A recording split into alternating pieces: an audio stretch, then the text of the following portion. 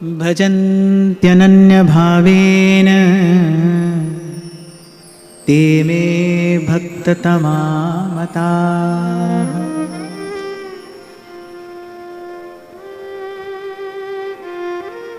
भक्त भक्ति की बात भगवान श्री उद्धव जी से कर रहे हैं। पहले तो भगवान ने बताया भक्त के गुण क्या क्या हैं, और उसमें भी भगवान कहते जो हमारा विशेष भक्त है, जो श्रेष्ठ भक्त है। पूर्व भी हमने चर्चा की कि भक्ति मार्ग के आचार्यों ने भक्ति भाव का विश्लेषण करते हुए बताया है कि कोई भावना ऐसी है जो निम्न कोटि की है, फिर एक मध्यमा भक्ति है, एक उत्तमा भक्ति है। तो जो केवल भगवान के सुख के लिए की जाए वो उत्तमा भक्ति है। आनुकूल्येन कृष्णानुशीलनम, जो सर्वदा सर्वथा किसी अन्य अभिलाषा से रहित है, अन्य अभिलाषिता शून्यम। और यहां भगवान ने यही संकेत किया, ज्ञान कर्माद्यनावृतम। भक्त इसका भी विचार नहीं करता।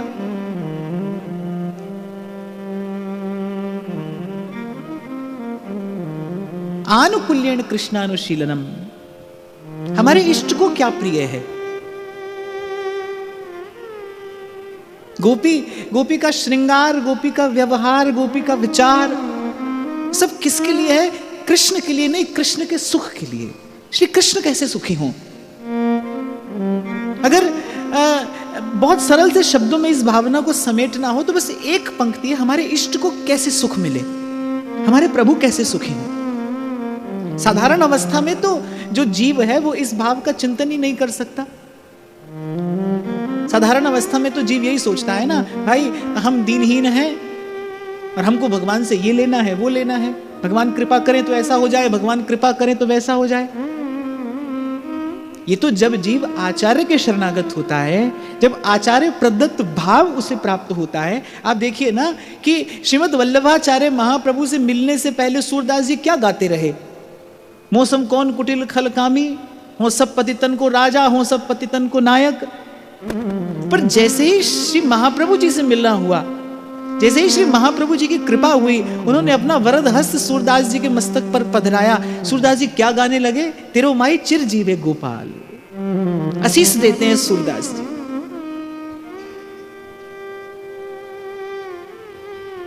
तो आचार्यों ने भक्ति तत्व का, इस भक्ति भाव का विश्लेषण करते हुए बताया, एक तो निम्न कोटि की भक्ति है ना, जो केवल संसार और विषय का सुख प्राप्त करने के लिए की जाती है। एक मध्यमा भक्ति है जिसमें अपने कल्याण की कामना है, मेरा कल्याण हो, ये मध्यमा भक्ति है। फिर एक उत्तमा भक्ति है कि यत्र यत्र मम जन्म कर्म भीर नारकेत परमे पदे थवा, बस राधिका रति निकुंज मंडली तत्र तत्र हृदय में विराजताम। धर्म न अर्थ न काम रुचि, गति न चाहूं निर्वाण, जन्म जन्म रति राम पद, यह वरदान न आम। जहां पर मुक्ति की भी कामना नहीं है।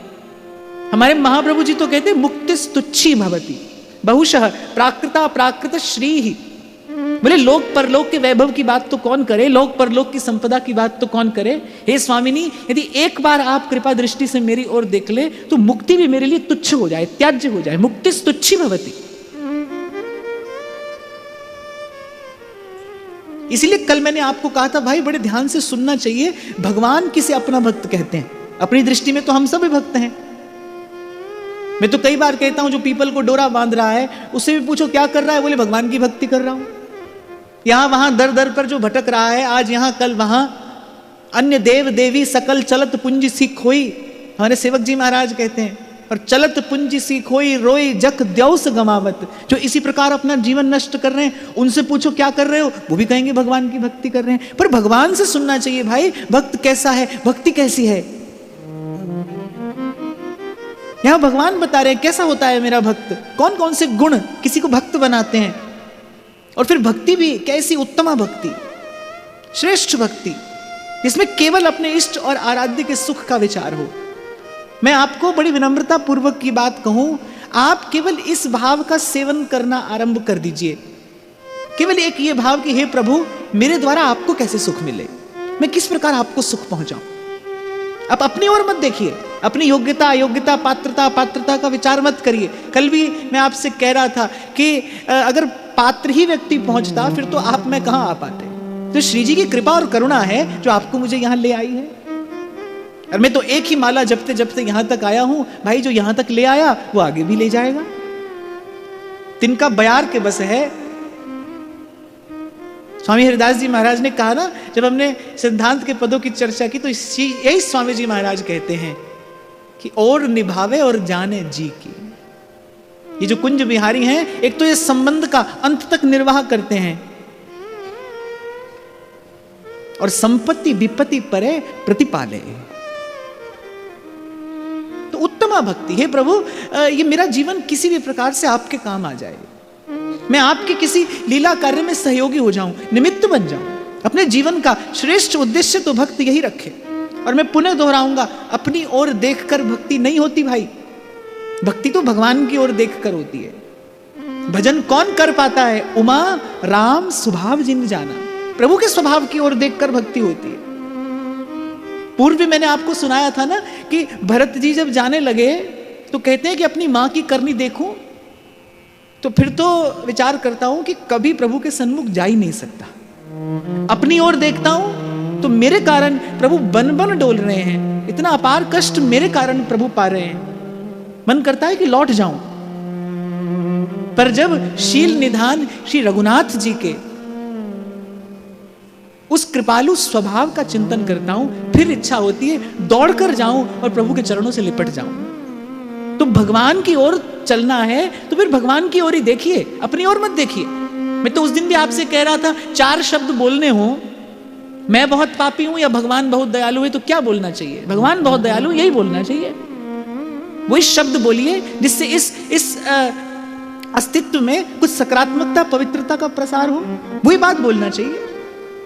बहुत बड़ा संदेश है इस छोटी सी घटना में। वल्लभाचार्य महाप्रभु ने जब डांटा, श्रीमद वल्लभाचार्य महाप्रभु ने कहा, बोले अरे आंध्रे सूर होए के घिघियाए रहे हुए, कछु ठाकुर को जस गा। आचार्य का आदेश क्या है? भाई कुछ ऐसी बात कहिए जिससे इस लोक का मंगल हो। हम तो जैसे हैं तैसे हैं, इसका बखान करने की कोई आवश्यकता नहीं है। अपने गुण का ज्ञान हो जाए, अपने दोष का भान हो जाए, ये पर्याप्त है। अपने दोष की स्वीकृति हो जाए,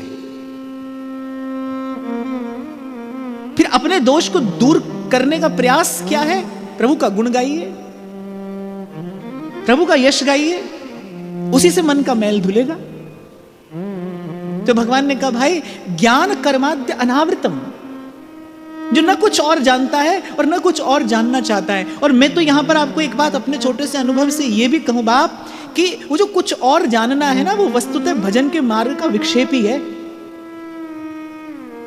बहुत यहां वहां से सुन लोगे, बहुत पढ़ लोगे तो क्या होगा? विक्षेप उत्पन्न हो जाएगा। शब्द जालम महारण्यम चित्त भ्रमण कारणम। इसलिए कल मैंने आपको कहा था, सबके प्रति सद्भाव रखते हुए अपने गुरुजनों की, अपने आचार्यों की आज्ञा में रहकर भजन करिए, यदि जीवन को साधना है तो। बहुत यहां वहां की बात कहने सुनने का कोई लाभ नहीं है, उससे अपितु हानि होती है, मन में विक्षेप उत्पन्न होता है। नारद जी के मन में विक्षेप उत्पन्न हो गया।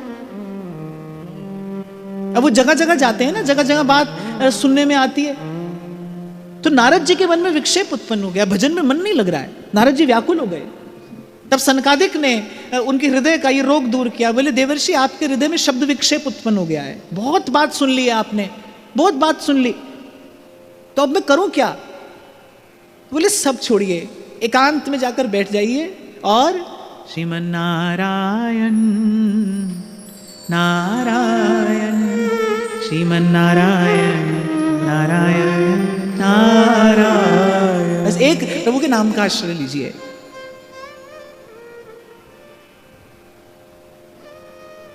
नामदेव जी के पास जब जनाबाई आई तो नामदेव जी ने कहा, अब मैं तुम्हें क्या शास्त्र पढ़ने के लिए कहूं, तुम पढ़ना ही नहीं जानती, तुम पढ़ना ही नहीं जानती, तो शास्त्र पुराण कैसे पढ़ोगी? फिर नामदेव जी ने विचार किया, अच्छा है, अच्छा है। सब शास्त्र पुराणों का सार क्या है? बोले पांडुरंग का नाम है। विठ्ठल विठ्ठल विठ्ठला माझा पांडुरंग विठ्ठला। नामदेव जी ने कहा कि विठ्ठल विठ्ठल नहीं कहना, मेरे विठ्ठल कहना। बोले जितना सब कुछ कहा सुना गया है और कहा सुना जाएगा, सबका सार क्या है? जहां लगी साधन वेद बखानी, सबका फल क्या है? सब कर फल हरि भगति भवानी। गोस्वामी जी यही कहते हैं, सब कर मांगो एक फल राम चरण रति हो। हमारे ध्रुवदास जी कहते हैं, सकल बात घटते घटों मन की वृत्ति अनेक, वृंदा विपिन विहार रस यह बढ़ो उर एक। यहां भगवान ने जिन अनन्य भक्तों की बात कही है ना, उन अनन्य भक्तों का दर्शन यही वृंदावन में होता है। भगवत रसिक देव कहते हैं, परमारथ व्यवहार बनो के ना बनो, बस अंजन है मम नैन सदा भगवत सनो, देहु दया कर दान न बिसरो केलिको, भगवत बलित तमाल बिलोको बेलिको।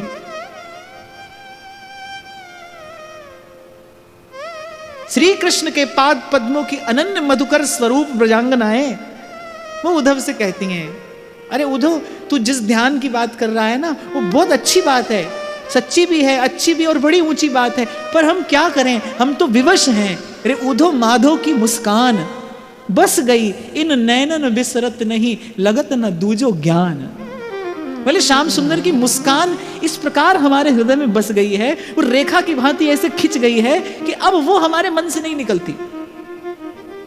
बस गई इन नैनन बिसरत नहीं, भूलती नहीं, श्याम सुंदर की मुस्कान नहीं भूलती।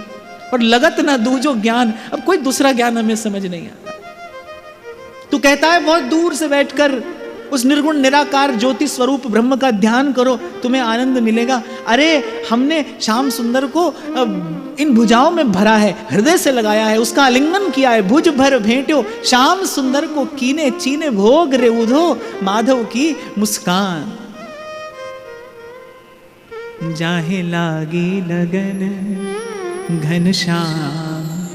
यही बात यहां भगवान कह रहे, वो मेरा उत्तम भक्त है, ना कुछ और जानता है ना जानना चाहता है, उसे खबर नहीं है किताब में क्या लिखा है क्या नहीं लिखा है, वो ना जानता है ना जानना चाहता है। नामदेव जी ने जनाबाई से कहा, बहुत अच्छा है तू पढ़ना लिखना नहीं जानती, पढ़ लिख कर तो जाने क्या क्या अपनी बुद्धि में इकट्ठा कर लेती।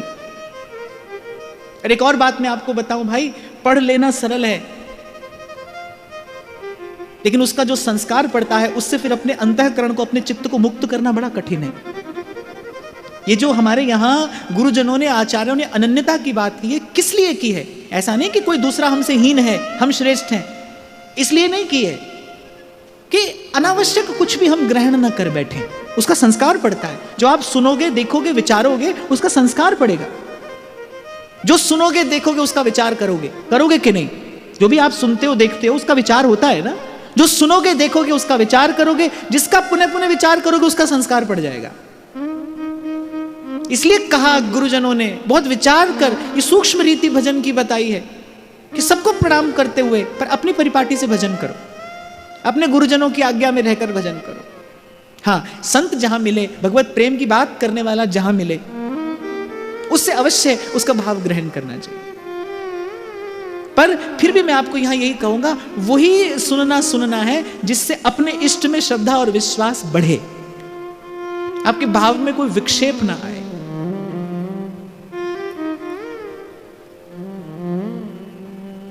तो भगवान कहते भाई वो धर्म का विचार नहीं करता, स्वर्ग ना इच्छे और नरक ना डरे। नरक से उसे भय नहीं है, स्वर्ग की उसे इच्छा नहीं है। जहां ले चलोगे वहीं मैं चलूं। जैसे मैंने आपको अभी बताया ना, निम्न भावना भक्ति की कौन सी है? जिसमें संसार के विषय के सुख की कामना है। फिर उससे कुछ श्रेष्ठ है जिसमें मुक्ति की कामना है, कल्याण की कामना है। पर उत्तम भावना कौन सी? जिसमें अपने कल्याण की भी कामना नहीं। भक्त कुछ नहीं कहता प्रभु यहां रखिए वहां रखिए, जहां रखिए जहां रखिए, बस आपका स्मरण बना रहे, आपकी याद बनी रहे। बस मेरे नाथ, मैं आपको भूलूं नहीं, मैं आपको भूलूं नहीं। ये जो स्मरण भक्ति है, सुमिरन, प्रभु की याद बनी रहे, कहीं भी रहिए। और भक्तों ने सन्मुख खड़े भगवान को देखकर यही मांगा, हे प्रभु आपका स्मरण बना रहे।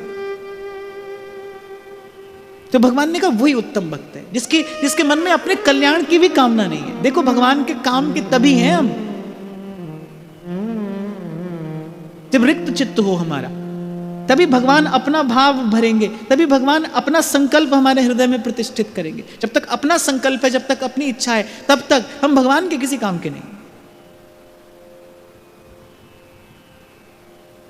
आप देखिए सब अयोध्या वासियों को प्रभु ले गए, किस किस को प्रभु अपने साथ ले गए, और जिसने सबसे अधिक सेवा की, हनुमान जी को क्या कह रहे, बोले आप यहीं रहिए। और थोड़ा समय नहीं, त्रेता के अंत में भगवान जा रहे हैं, फिर द्वापर और फिर कलयुग, भगवान हनुमान जी से कह रहे हैं कलयुग के अंत तक यही रहना पवन पुत्र, तुम्हारी छत्र छाया में भक्तजन रहकर भजन करेंगे।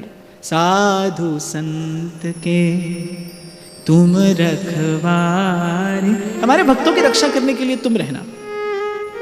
आप देखिए वो हनुमान जी जो थोड़ी सी देर के लिए भी भगवत सेवा के बिना नहीं रह सकते, और भगवान कह रहे अब यही रहना, यही तुम्हारी सेवा है। तुम्हारे भक्त के मन में तो ये भी आग्रह नहीं है कि मैं यही सेवा करूं, जो सेवा प्रभु दें, प्रभु के निकट रहकर सेवा मिले, प्रभु से दूर रहकर सेवा मिले। इसीलिए मैं कई बार आपको कहता हूं भाई, ये आग्रह मत करना श्री जी से कि हम यहां रहें कि कहां रहें, जहां रहें आपकी सेवा में रहें। हम जहां रहें आपकी सेवा मिले, आपका कैंकर्य मिले, आपकी स्मृति बनी रहे, जहां रहें। कोई आवश्यक नहीं है भाई सब छोड़ छाड़ के यहां आ जाओगे, यहां भजन होने लगेगा, कोई आवश्यक नहीं है। ये एक प्रपंच से छूटकर आता है व्यक्ति, दूसरे में पड़ता है। भजन तो भाई गुरु और संत की कृपा से होता है। मैं कई बार आपको उदाहरण देता हूं, आज फिर स्मरण करा रहा हूं आपको। व्यास जी आ गए वृंदावन रहने, खींचातानी लगी रही, ओरछा से कभी कोई आता है, कभी कोई आता है, चलिए चलिए, चैन नहीं था। जिस दिन महाप्रभु जी ने कहा ना अब आप वृंदावन वास करिए, उसके बाद व्यास जी का वृंदावन वास जो था निर्बाध हो गया, बाधा रहित हो गया, जब गुरु की कृपा से वृंदावन वास मिला। जब श्री जी चाहें, मैं तो उस दिन भी आपको कह रहा था, जब श्री जी चाहें आप वृंदावन रहें तो रोकने वाला कौन है? तब कोई रोकने वाला नहीं है। भीतर बाहर से सब अनुकूल हो जाएगा जब श्री जी की इच्छा होगी। ये जो भोली सखी गाती है ना, कब टेर के निकट बिठा, इसका अर्थ क्या है? ये स्वामी ने कब आप मुझे बुलाएं, कब आप मुझे पुकार कर अपने निकट बिठाएं, तब तक मैं प्रतीक्षा करूंगी। आशास्य दास्यम वृषभानुजाया स्थिरे समध्यास्य च भानुजाया। अपने संकल्प विकल्प जो हैं वो प्रभु से दूर करते हैं, वो प्रभु से दूर ले जाते हैं। जो अपने संकल्प विकल्प खाली मन लेकर बस प्रभु की कृपा की बाट जोहनी है। अब देखो, जब मतंग ऋषि ने श्री शबरी जी से कहा कि राम आएंगे, शबरी ने ये नहीं पूछा कब आएंगे। ये प्रश्न कहीं नहीं मिलता है कि शबरी ने अपने गुरु से ये पूछा हो कब आएंगे। शबरी के गुरु त्रिकालदर्शी महापुरुष हैं, जिनके वचन का मान रखने के लिए प्रभु चलकर आ रहे हैं। वो साधारण महापुरुष तो नहीं होंगे, वो त्रिकालदर्शी महापुरुष हैं।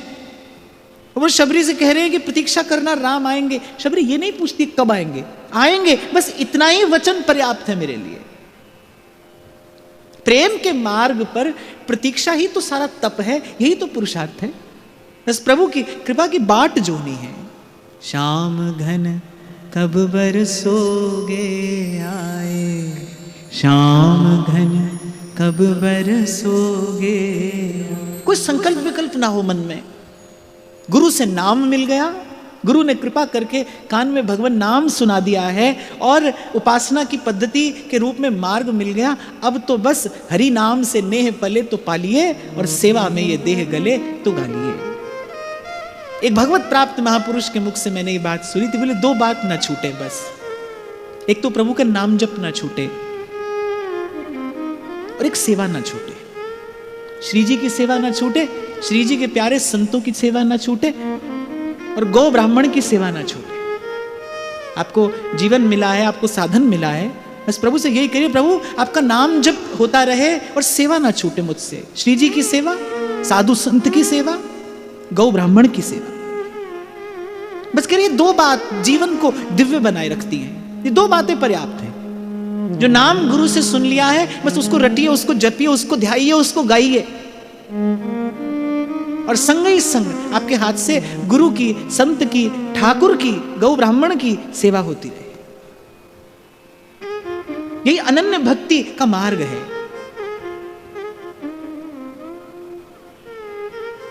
हाँ, इतना जरूर मैं आपको कहता हुआ आगे बढ़ूंगा कि नाम जप करना, पर मैं कई बार आपको कहता हूं कि कृष्ण कृष्ण जपते हो तो मेरे कृष्ण कहना। प्रभु में आत्मीयता बढ़े, प्रभु में अपनापन बढ़े। देखो, ये जो संसार से अपनेपन का हमें अभ्यास हो गया है ना, अभी मैं आपको कह रहा था, जो कहोगे सुनोगे उसका विचार होगा, और जिसका पुनः पुनः विचार होगा, जिसका पुनः पुनः चिंतन होगा, अंतःकरण में, चित्त में उसका संस्कार पड़ेगा। बार बार संसार को मेरा मेरा कहा है ना, मेरी माँ, मेरा पिता, मेरा भाई, मेरा पति, मेरी पत्नी, मेरा बंधु, मेरा सामान, मेरा बंगला, मेरी गाड़ी, मेरी कुर्सी, बार बार संसार को मेरा मेरा मेरा कहा है ना, बार बार उसका चिंतन किया है, तो इसका संस्कार पड़ गया है। अब ये जो संसार का संस्कार है, ये किसी भी विधि, ये संसार की कोई क्रिया करने से छूट नहीं सकता है, ये जा नहीं सकता है, तो और गहरा होगा, और गहरा होगा। केवल एक प्रभु का नाम है, प्रभु की लीला कथा है, प्रभु के प्यारे संत हैं जो इस संस्कार से, इस चिंतन से आपको मुझे मुक्त करा सकते हैं। तो मेरा मेरा कहकर संसार को अपना कर लिया। आप देखो, विचारो, जो अपना है नहीं और अपना हो नहीं सकता, जड़ चेतन ही ग्रंथि पर गई। संसार अपना है नहीं, हो नहीं सकता। जिसको आप मेरा कहते हो, झूठ कहते हो, वो मेरा है भी नहीं और मेरा हो भी नहीं सकता, होने की कोई संभावना भी नहीं है। पर देखो, कहते हैं कि एक झूठ भी 100 बार कहा जाए तो सच लगने लगता है, वो सत्य लगने लगता है। आज हमको सच लगने लगा ये झूठ, संसार अपना लगने लगा कि नहीं लगने लगा? अरे ये तो अपना नहीं है, फिर अपना लगने लगा। प्रभु तो अपने हैं, वो तो अपने ही हैं, उनके अतिरिक्त कोई अपना है नहीं। मीरा कहती है, हमारा जन्म जन्मरा साथी। मीरा बाई सा यही गाती है, हमारा जन्म जन्मरा साथी, और थाने ना विसारू दिन राती। प्रभु तो अपने हैं, संसार अपना नहीं है। बार बार विचार कर अपना लगने लगा है, पर प्रभु तो अपने हैं। इस सत्य का पुनः पुनः विचार करोगे तो जीवन आनंद से भर जाएगा। मेरे प्रभु, मेरे प्रभु। श्री स्वामी रामसुखदास जी महाराज तो अपने जीवन के अंतिम दिनों में जब प्रवचन किया करते थे तो बड़ी थोड़ी सी बात कहते थे, और उसके बाद कहते थे, भैया काम की बात यही है, प्रभु से बार बार कहो, मेरे नाथ मैं आपको भूलूं नहीं, मैं आपसे दूर ना रहूं, आप मुझसे दूर ना रहें, बस भूलूं नहीं आप।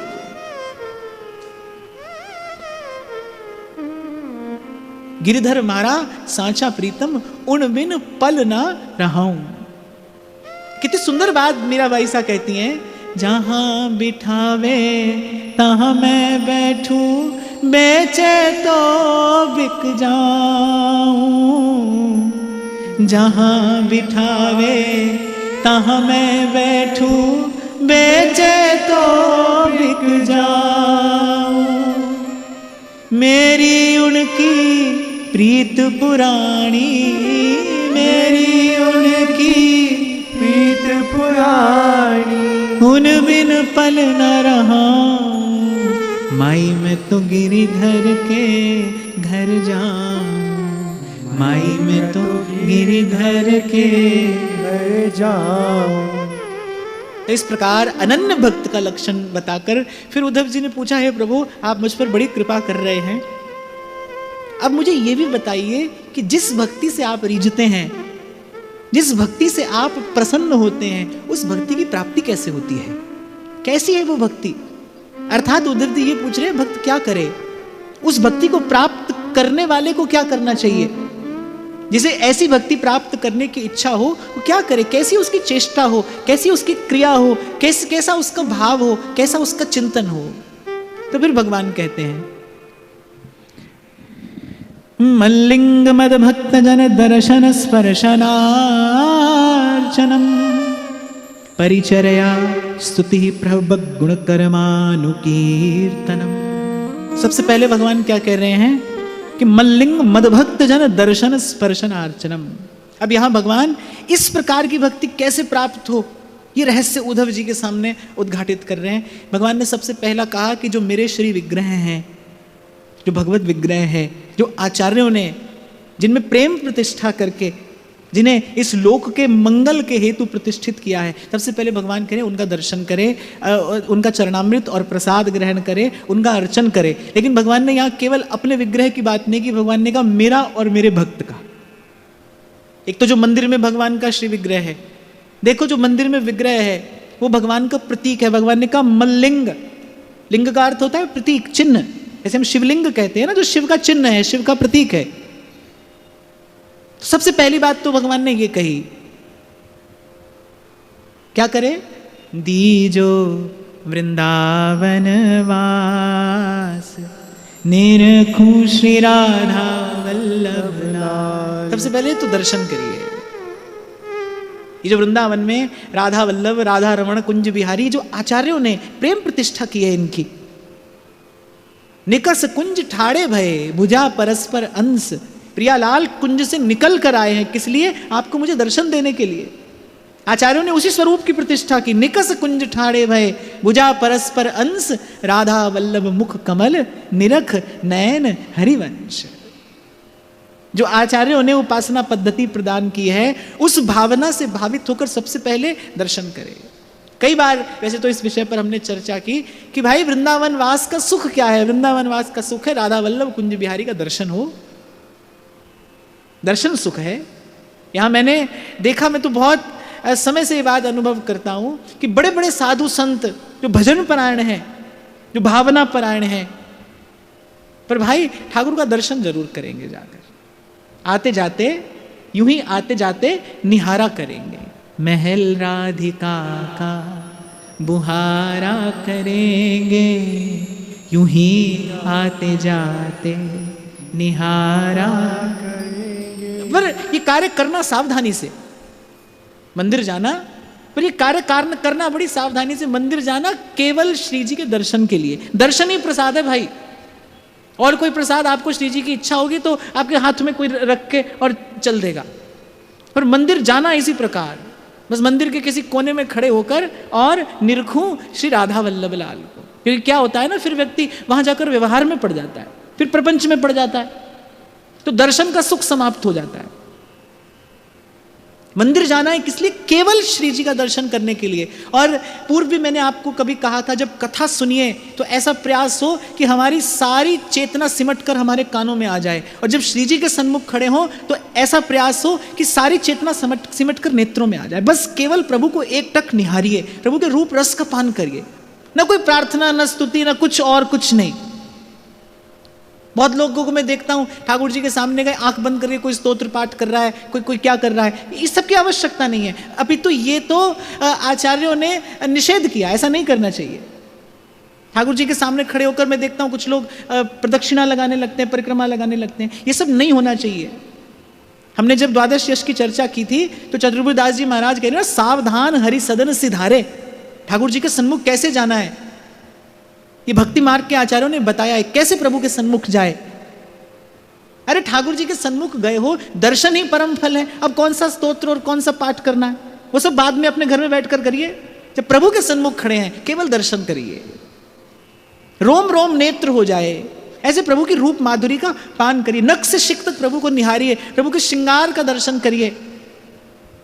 श्री डोंगरे जी महाराज की बात में फिर आपको स्मरण करा देता हूं। ठाकुर के श्रृंगार का दर्शन करने से मन का विकार दूर होता है। प्रभु के श्रृंगार का दर्शन करिए। प्रभु के मुख पर क्रीड़ा करती वो जो मंद मुस्कान है, हासो जनोन्मादकारी च माया, वो जो मुस्कान है प्रभु की, उसका दर्शन करिए। प्रभु मेरी ओर देख रहे हैं, मेरी ओर देखकर मंद मंद मुस्कुरा रहे हैं। इस प्रकार प्रभु के सन्मुख होकर प्रभु का दर्शन करिए। छीन ले हंस के सबका ये मन, सखीरी मेरो राधा रमन। छीन ले हंस के सबका ये मन, सखीरी मेरो राधा रमन। इसी प्रभु के रूप का ध्यान करिए, दर्शन करिए। और फिर भगवान ने एक और बात कही कि मेरा भी दर्शन और मेरे भक्त का भी दर्शन। अब देखो बड़ी ऊंची बात भगवान कह रहे हैं, मेरे भक्त का भी ऐसे ही दर्शन करे। स्पर्श अर्चन की बात भी भगवान कहते हैं अब श्री विग्रह का स्पर्श तो आचार विचार ऐसा है, उसकी व्यवस्था ऐसी कि सब तो श्री विग्रह का स्पर्श नहीं कर सकते। तो जो श्री ठाकुर जी का चरणामृत हमारे हाथ में आता है ना, वो श्री ठाकुर जी ने एक प्रकार से यही कृपा की कि प्रत्येक जीव को मेरे चरण स्पर्श का सुख मिल सके। अगर जीव मुझ तक नहीं आ सकता है तो मैं जीव तक जाता हूं। चरणामृत प्रसाद के रूप में भगवान ही आते। वो जो प्रभु के सन्मुख से जो वो चरणामृत प्रसाद आपकी ओर आ रहा है ना, कुछ और नहीं है, वो प्रभु ही आ रहे हैं आपसे मिलने। इसलिए यहां पर प्रसाद की ऐसी महिमा है। प्रसाद कुछ और नहीं है, प्रभु ही आए हैं आपसे मिलने।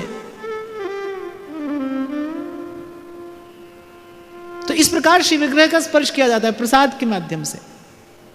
लेकिन भगवान कह रहे हैं यदि मेरा भक्त मिल जाए तो फिर भगवान कह रहे हैं अगर उसकी अनुकूलता हो तो उसकी चरण धूलि अपने मस्तक पर धारण करे, उसकी चरण धोवन धारण करे।